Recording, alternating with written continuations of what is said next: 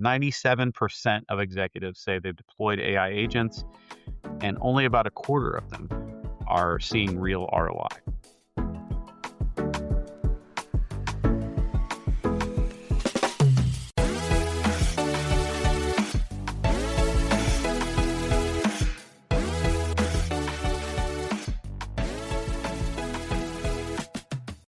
Welcome to the /podcast. I'm your host, James Carman, and this is the hotfix. So we're going to try out a new format today. Something a little quicker, maybe about 20 minutes or so. Just kind of go over some of the, kind of current events of the day over the past week or so, and just review what's going on in the world. Probably mostly around AI, but technology in general. This past week, we've got kind of a quiet week, not a ton of things going on. No new frontier models are dropping, no mega launches or anything like that. But there are a few stories that jumped out at me that I thought were kind of interesting. The first one, we'll read them off quickly and then we'll go into each one. Number one, EY and Microsoft are putting $1 billion into embedding humans inside their AI customers, giving their customers some assistance. 4 security reports landed in the same week, all saying the same thing about agentic AI. Anthropic has quietly edged past OpenAI on enterprise revenue. There's a fresh post-KubeCon analysis drop showing how much AI now runs on Kubernetes. 800 GitHub repos walked out the door through a VS Code extension. All right, and let's start with the one that I keep thinking about. The $1 billion concession. EY, Ernst & Young, and Microsoft have announced that they're going to be spending over $1 billion over 5 years to send teams of VMware consultants and Microsoft forward deployed engineers. You hear a lot about that forward deployed thing these days, into enterprise clients to help them actually scale their AI initiatives past the pilot stage. EY is also client zero on this, right? They're going to be the first ones to be doing it. They've rolled out Copilot to 150,000 of their people with plans to scale to all 400,000 plus. This is the 4th one of these in the last 6 weeks that we've seen. So ServiceNow and Accenture launched a forward deployed engineer program in May as well. Google expanded its FDE program on May 12th. OpenAI launched the Deploy Co. or deployment company also on May 12th. $4 billion in initial capital. And now Ernst & Young and Microsoft on May 21st. So this is kind of I think it's kind of a big deal. This is interesting that, for a long time, the vendors were all saying, you just use the models, just use the products, and they just work. Everything works out of the box. It's self-service. You can just start using these things. But everybody, it seems like they're starting to now concede that that's not the case. Right, you're going to need some human beings in the room. You're going to need some folks to help with this to get you off the ground. And I think this is partially in response to a lot of the grumblings from the market about not being able to see ROI from our AI initiatives. 97% of executives say they've deployed AI agents, and only about a quarter of them are seeing real ROI. That's a big gap, and I think this is them trying to close that gap. None of this is really shocking. Anyone who's around during the cloud era, AWS, it wasn't like they released AWS and, everybody just jumped on and was productive from the get-go. They didn't carry enterprises across the line either, just out of the gate. Every hyperscaler eventually put together their own professional services arm. AI, these AI companies are just doing it on a compressed timeline, probably because they learned the lesson from their hyperscaler friends. They're doing it, instead of taking a decade to figure this out, they're doing it in about 18 months. Story number 2. This is interesting. So there's 4 separate reports coming out about, AI, agentic AI, and security. So there's Bessemer's Atlas Analysis, Cisco's State of AI Security 2026, Darktrace's State of AI Cybersecurity 2026, and a Microsoft security blog from May 12th. They're all converging on basically one thing. Agentic AI security is the defining challenge of 2026. It's what everybody's talking about. I would probably bucket security and governance as together in that. I do hear a lot of talk about governance, but particularly security. Um, an interesting stat: 83% of organizations had planned to deploy agentic AI, but only 29% felt ready to do that securely. That's a big gap. 83% are deploying, but only 29% feel like they are ready to actually do that in a secure fashion. People aren't feeling safe. They're not feeling safe with this agentic AI. Darktrace put it at 92% of security professionals are concerned about AI agents in their workforce. And a dark reading poll cited in the Bessemer Atlas analysis found 48% naming agentic AI as the single most dangerous attack vector.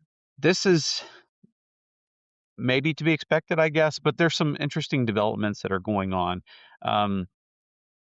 The attack surface for agents is new. It's not your typical attack surface. It's not what has been what we see out in the wild as much, right? Um, it's basically 4 layers. You got the IDE, so you have Cursor, Copilot, Claude Code, those sort of things.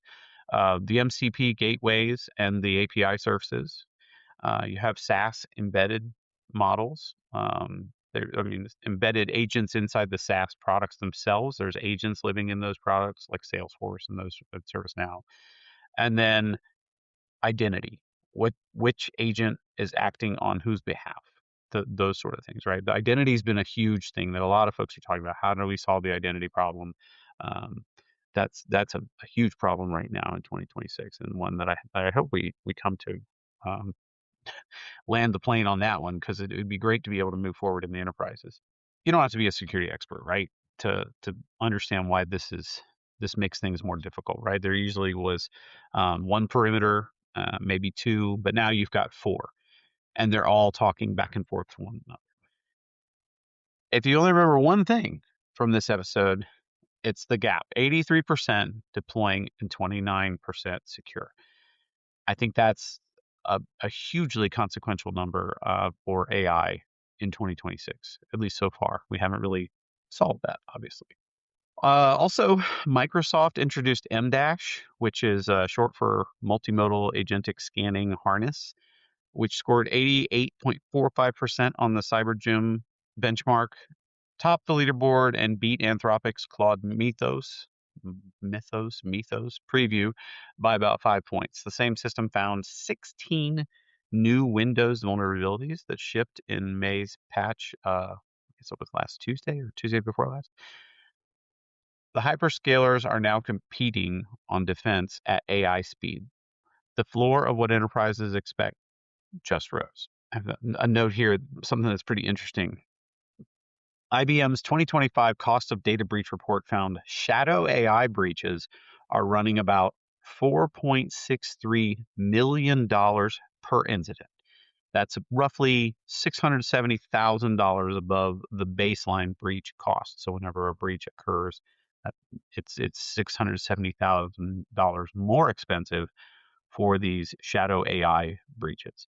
So this isn't an abstract thing anymore. This is real money, and this is real consequences. Real things are happening here. Story number 3. Counterpoint Research data came out showing Anthropic taking 31.4% of the Q1 LLM revenue this year, and OpenAI, again, 31.4, with OpenAI only at 29%. This is the first time Anthropic has actually pulled ahead of OpenAI. The revenue number is interesting, but there's probably a more interesting number here. So Anthropic did this. They have about 134 million monthly users, right, to get that revenue. That's about $16.20 per user. OpenAI, 900 million monthly users, much, much larger. That's only about $2.20 per user. Microsoft sits at about $5. Google is roughly $1.10 per user. So Anthropic's sitting at 7x over OpenAI. This is, again, the LLM API revenue. This isn't overall revenue. OpenAI's got a little bit more revenue. It's not just the LLM stuff.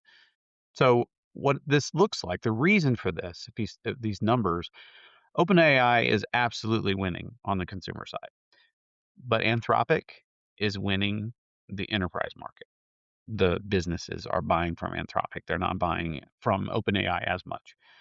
Those are two different businesses right now. I think the gold rush of 2026 when it comes to these LLM companies is tokens spent on coding, and Anthropic is just they're slaying the competition right now. That's quite a development in the LLM world that Anthropic is overtaking, and they're basically they're owning the enterprise space, which I see a lot of our clients absolutely gravitating towards Anthropic, towards Claude Code in particular. Most of them started off with GitHub Copilots to do their coding just because, it was already there. Microsoft was already there, so they did a great job of selling into a lot of these enterprise clients early on. You already have a presence within these large companies, so they did a great job of selling GitHub Copilot to these folks. However, most of the clients that we talk to, we're hearing them say, we're looking at Claude Code. We're ramping up on Claude Code. We're rolling out Claude Code. People are seeing it is night and day different to me based on my experience of what when I work with both of the tools. Claude Code is absolutely just hands down the winner when it comes to that. All right. So story number 4, KubeCon Europe happened back in March in Amsterdam with about 13,500 of your closest friends. This was the biggest KubeCon ever in Europe. But the postmortem analysis from that event has been landing through the past couple of months. Port, Pulumi, and the CNCF, they've all published recaps in the last few weeks. And there's a pretty consistent picture that they're all painting, right? 2/3 of generative AI workloads now run on Kubernetes. 2/3. Let me make sure I get this right. 2/3 of generative AI workloads are now running on Kubernetes. This comes out of the CNCF's annual Cloud Native Survey, and all of the post-KubeCon analyses that are coming out, they keep landing on it. This is interesting because 3 years ago, folks were talking about whether Kubernetes was going to survive the AI wave, whether it was even going to be around. The answer's in. AI workloads are now going to survive if platform engineering owns them. Self-service runtimes, RBAC, quotas, observability, all of that boring platform stuff is what's keeping Shadow AI from taking off. Platform engineering led KubeCon EU with 38 sessions ahead of the AI and ML at only 27 and security at 24th. 3 years ago, you wouldn't have predicted that ordering at all. Gartner projects that 80% of large enterprises are going to have a dedicated platform team by the end of 2026. So if you've been on the fence about whether, platform engineering is kind of a fad or not, it's not. It just absorbed AI as a first-class concern. Will Kubernetes survive? Debate is over. The new debate is whose platform team owns the agent runtime. And story number 5, this was this was an interesting one. So your IDE is now part of the supply chain, your software delivery supply chain. GitHub disclosed on May 20th that approximately 3,800 of their internal repositories were exfiltrated after an employee installed a malicious VS Code extension, a Trojanized version of NX Console that was live on the VS Code marketplace for only 18 minutes before it was taken down.